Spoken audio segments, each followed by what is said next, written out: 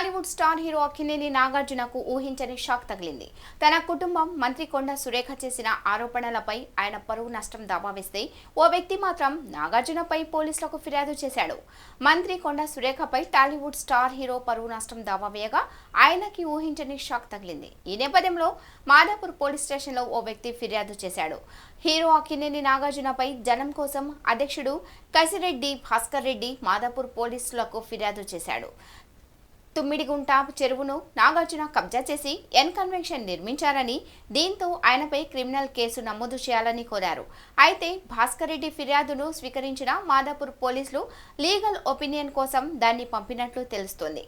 నాగార్జున చెరువును ఆక్రమించి పర్యావరణాన్ని విధ్వంసం చేశారని, చట్టాలను ఉల్లంఘించారని ఆయన తన ఫిర్యాదులో పేర్కొన్నారు.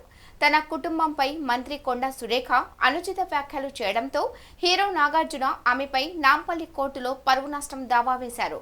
న్యాయమూర్తి సెలవులో ఉండడంతో విచారణ వాయిదా పడింది. సోమవారం దీనిపై విచారణ జరగనుంది. అసలేం జరిగిందంటే, మంత్రి కొండ సురేఖ మీడియాతో మాట్లాడుతూ తనని సోషల్ మీడియాలో వేధించింది కేటీఆర్నే అంటూ ఆయనపై సంచలన వ్యాఖ్యలు చేస్తూనే హీరో నాగార్జున, చైతన్య, సమంత విడిపోవడానికి కారణం కూడా కేటీఆర్ అంటూ ఆరోపించారు.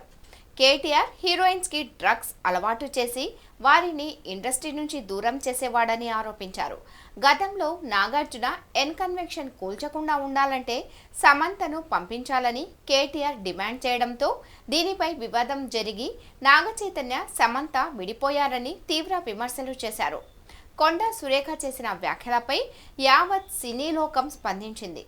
ఎప్పుడూ లేని విధంగా టాలీవుడ్ హీరోలు, డైరెక్టర్లు అంతా కలిసి మంత్రి మాటలను తప్పుపట్టారు. దీంతో పాటు నాగార్జున కూడా దీనిపై ఎక్కడి వరకు అయినా వెళ్తానని, అందులో భాగంగానే ఆమెపై 100 కోట్ల రూపాయలు నష్టం దావా వేశారు. సోమవారం దీనిపై స్పష్టత రానుంది. ఇది ఇవాల్టి లేటెస్ట్ అప్డేట్. మరిన్ని లేటెస్ట్ అప్డేట్ కోసం చూస్తూనే ఉండండి PSR న్యూస్.